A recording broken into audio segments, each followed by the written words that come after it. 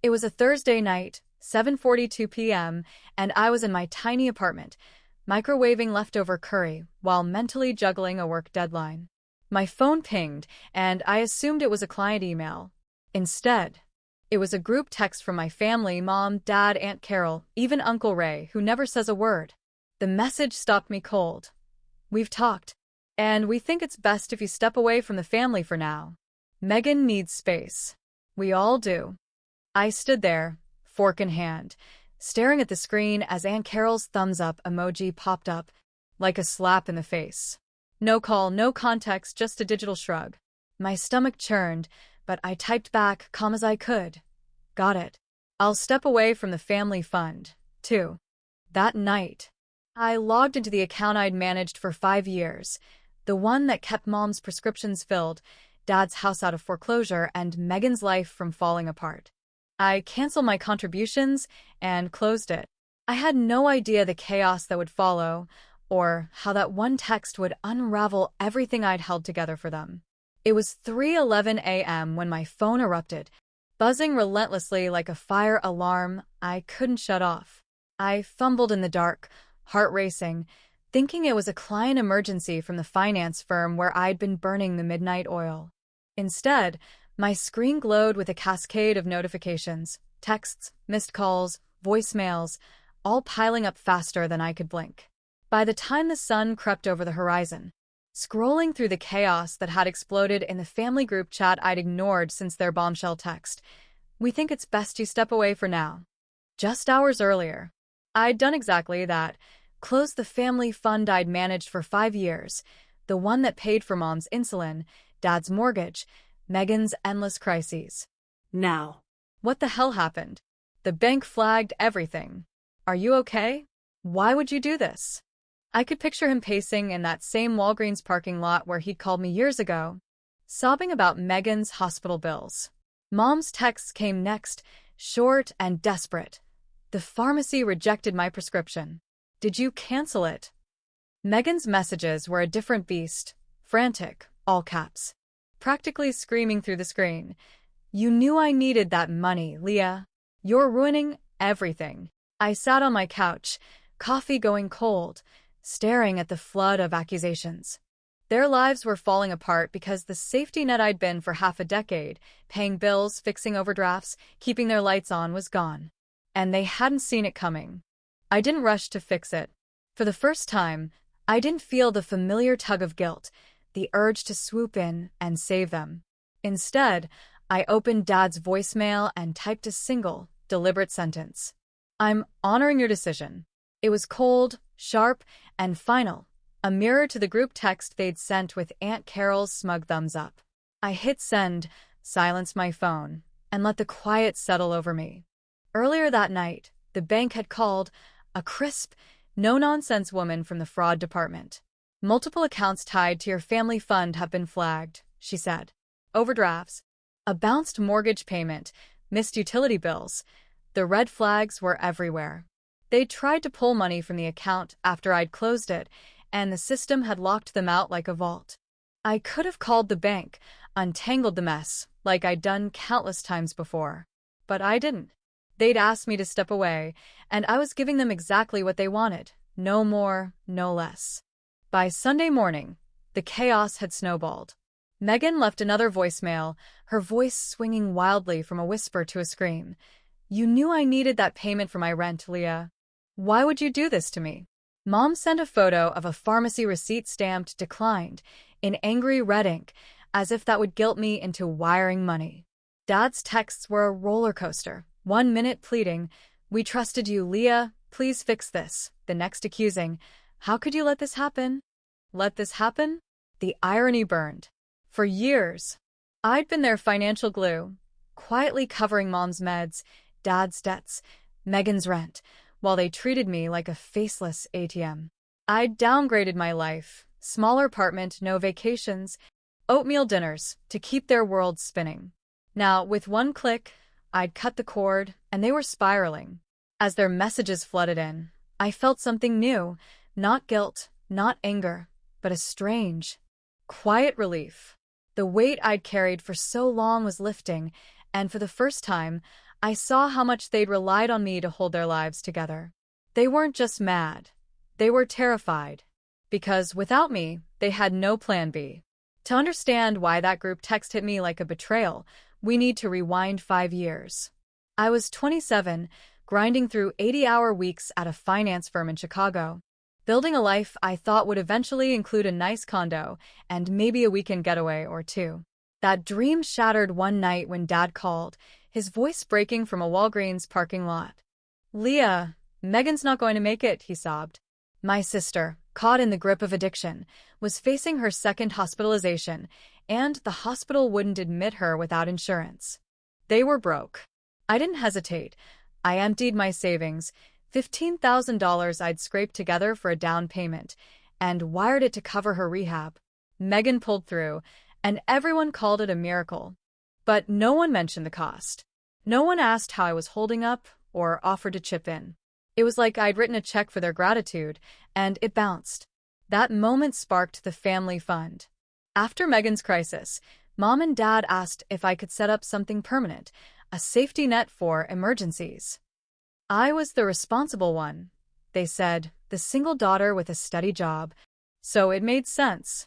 I opened a joint account in my name, linking it to my bank to route payments for Mom's insulin after her diabetes diagnosis, Dad's second mortgage when his warehouse hours got cut, and Megan's therapy copays when she was in and out of stability. I managed everything, passwords, balances, autopays, because they didn't want the hassle. They handed me their financial chaos like it was my job, not a favor. I became their invisible lifeline, keeping their world from crumbling while mine quietly shrank. The sacrifices piled up, silent but heavy. To keep the fund going, I moved into a cramped studio apartment in a sketchy neighborhood, trading my dream of a downtown loft for a place with flickering lights and noisy neighbors. Vacations? I couldn't remember the last one. I ate oatmeal for dinner most nights, not because I was on some health kick, but because every dollar I saved went to them. I skipped friends' weddings, passed on dating, and worked overtime to cover their bills. When Megan got a DUI in 2020, I paid $2,500 for her lawyer. When she fled her shady boyfriend, Tyler, in the middle of the night, I Venmo'd $600 for a hotel and groceries. No one asked where the money came from. No one saw the spreadsheet I kept to track every cent, ensuring I didn't drown in their financial messes. My life became a ledger of quiet trade-offs, each one chipping away at the future I'd planned. The worst part wasn't the money. It was the complete lack of gratitude. Not once did they say thank you. Not when I covered Mom's meds month after month, $300 a pop. Not when I bailed Dad out of overdraft fees for $1,500 over 2 years. Not when I paid Megan's rent to keep her from eviction. Instead, they acted like it was my role, my duty, as if I owed them for being the strong one. Megan would post Instagram stories about self-love and healing, while I cut my grocery budget to fund her therapy. Mom sent heart emojis when I paid her phone bill but never asked how I was managing. Dad called me reliable, but what he meant was convenient. They didn't see the nights I stayed up, juggling my own bills to keep their lights on. They didn't notice I'd stopped buying new clothes or that I hadn't taken a day off in years. For 5 years, I carried their weight, thinking it was love, duty, family. But that group text, with Aunt Carol's cold thumbs up, laid it bare. They didn't see me as a sister, a daughter, a person. To them, I was a resource, a bank account with a pulse, expected to give until I had nothing left. And when I finally drew a line, they didn't hesitate to push me out. The Christmas of 2024 was supposed to be a time of warmth, twinkling lights, and family togetherness at Emily's cozy Seattle apartment. She'd spent weeks planning, stringing up fairy lights, baking gingerbread cookies, and curating a playlist of holiday classics to set the mood. Her family, Mom, Dad, and her younger sister Megan, rolled into town, arms full of gift bags, but as always, light on gratitude. Emily, a 32-year-old freelance graphic designer who'd built a thriving business from scratch, was used to footing the bill for family gatherings. She didn't mind too much. It was just how things had always been. But this Christmas, something shifted. It started with a seemingly small moment at the dinner table, surrounded by the glow of candles and the clink of wine glasses. Megan, fresh off a string of short-lived jobs and perpetually figuring things out, casually mentioned her car troubles. "My tires are shot," she said, picking at her mashed potatoes. "They're practically bald. I need new ones, like yesterday." Emily nodded, expecting the usual venting.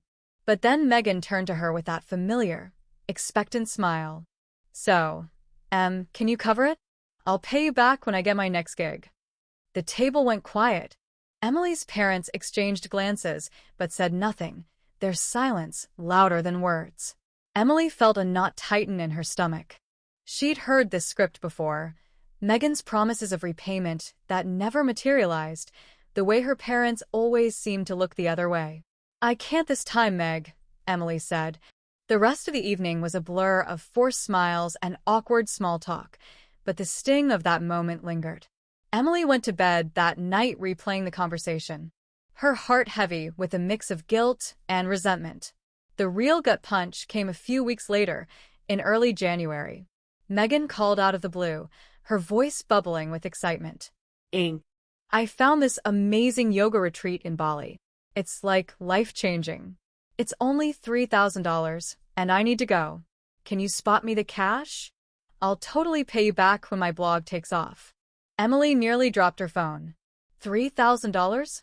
For a yoga retreat?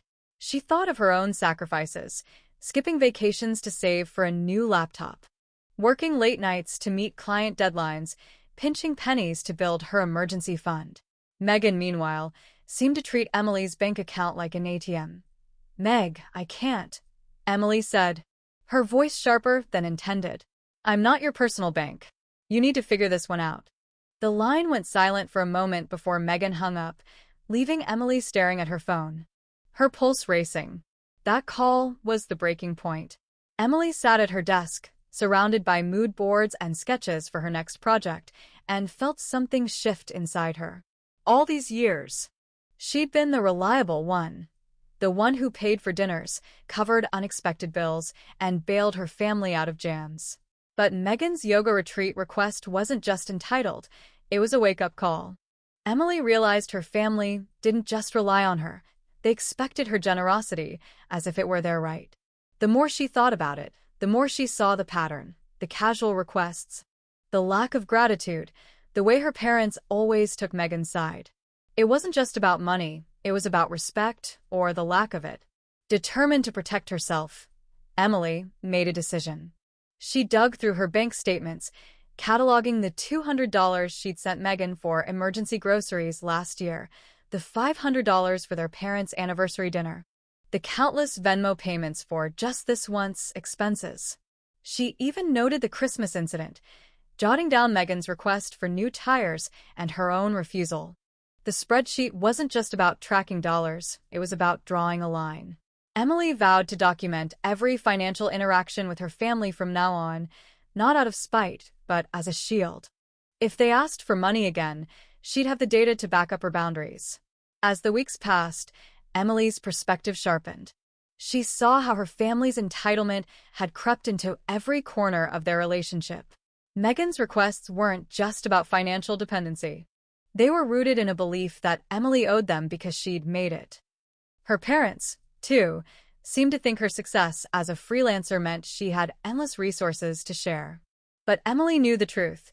Every dollar she earned came from late nights, client pitches, and a hustle most people didn't see. She wasn't a millionaire. She was a small business owner scraping by in a tough economy, just like so many of her peers, entrepreneurs, content creators, and students grinding to build something of their own.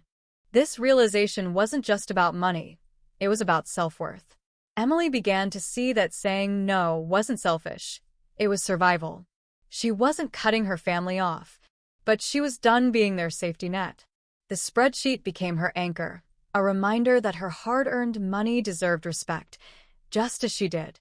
For the first time, Emily felt a flicker of empowerment. She wasn't just the successful sister or the family's ATM. She was a woman taking control of her life, one boundary at a time. By the spring of 2025, Emily had reached her limit. The spreadsheet she'd started after the Christmas fiasco and Megan's absurd yoga retreat request had grown into a meticulous record of her family's financial dependence on her. As a freelance graphic designer in Seattle, Emily had worked tirelessly to build her business, juggling client deadlines and late-night pitches to keep her head above water. But her family, mom, dad, and her younger sister Megan, seemed to see her success as an open invitation to lean on her without a shred of gratitude. The realization that they viewed her generosity as their entitlement had been simmering for months, and now it was time to confront it head-on. It started with a family Zoom call in March. Emily had suggested the virtual meeting, claiming it was to catch up, but she had an agenda. She sat at her desk, her laptop open to the spreadsheet titled Family Finances, her heart pounding as the call connected. Her parents appeared on the screen, smiling from their cozy living room in Ohio, while Megan joined from her cluttered apartment, her face already hinting at impatience.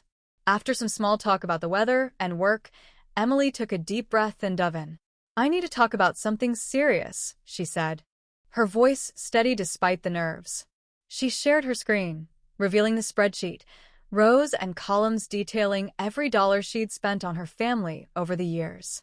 There was the $200 for Megan's emergency groceries that were never repaid, the $500 for their parents' anniversary dinner, the $1,000 for Megan's car repairs, and countless other loans that had vanished into the ether. The numbers stared back at her family, undeniable and stark. "I've been covering for you guys for years," Emily said, her tone calm but firm. "I'm done. I'm not your ATM anymore." The reaction was immediate. Megan's face twisted into a scowl. "Are you seriously throwing this in our faces?" she snapped. "I thought family was supposed to help each other." Their parents jumped in, their voices tinged with disappointment. "Emily, don't make this a big deal," her mom said. "Megan's just going through a rough patch." But Emily held her ground. "This isn't about one rough patch," she countered. "This is about you expecting me to bankroll your lives while I'm grinding to keep my business afloat. I deserve better." The call ended in a storm of raised voices and hurt feelings, with Megan logging off in a huff and their parents muttering about family loyalty. Emily closed her laptop, her hands shaking but her resolve stronger than ever. A week later, the situation took a darker turn. While reviewing her credit report, a habit she'd picked up since starting her spreadsheet, Emily noticed something alarming: an inquiry for a $80,000 loan under her name, linked to a shady-sounding Megan Grace Recovery Services, LLC. Her stomach dropped. Megan had been talking about starting a wellness business for months, but this was fraud. Emily's mind raced as she pieced it together. Megan had tried to take out a massive loan in Emily's name without her knowledge, likely banking on Emily's good credit to secure it. The betrayal stung deeper than any unpaid loan. This wasn't just entitlement, it was a violation. Emily didn't hesitate. She called her bank first.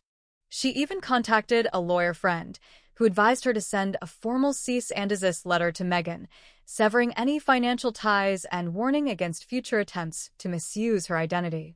The process was exhausting, but it was also empowering. Emily wasn't just protecting her finances, she was reclaiming her autonomy. As she navigated the fallout, Emily reflected on the years she'd spent as the family's fixer.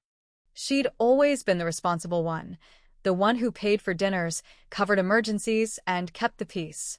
But that role had come at a cost: her savings, her peace of mind, her self-respect. The Zoom call had been her declaration of independence, and the loan fraud discovery was the final straw. She wasn't just setting boundaries, she was building a fortress around her life. She blocked Megan's number, limited contact with her parents, and vowed never to mix family and finances again. For Emily's audience, entrepreneurs, freelancers, content creators, and students hustling to make their mark in a tough world, her story was a rallying cry. Success didn't mean owing anyone anything, especially not at the expense of your own dreams. As she sat in her apartment, surrounded by her sketches and vision boards, Emily felt lighter than she had in years. The spreadsheet was still open on her laptop, but it wasn't just a record of past mistakes. It was proof of her strength. A testament to the moment she stopped being the family's savior and started saving herself.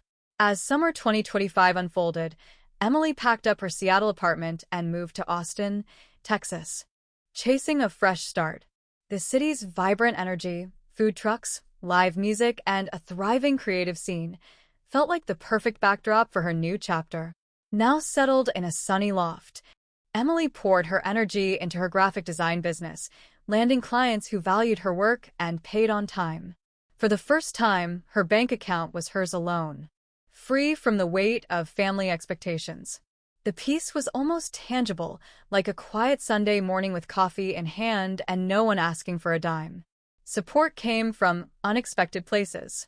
Her Uncle Ray, a small business owner himself, sent her a heartfelt email praising her courage.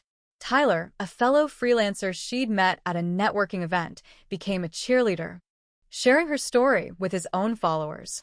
Even strangers on social media, moved by her posts about setting boundaries, flooded her DMs with their own tales of breaking free. A final coffee date with Aunt Carol sealed her resolve. When Carol tried to guilt-trip her about abandoning family, Emily smiled calmly and said, "I'm not abandoning myself anymore." Walking away, she felt unshackled. True freedom, Emily realized, wasn't just financial, it was emotional, a release from the cycle of obligation. Her journey wasn't easy, but it was hers. Want to hear more stories of breaking free and building your own path? Hit that subscribe button on our YouTube channel, join our community, and let's inspire each other to live boldly.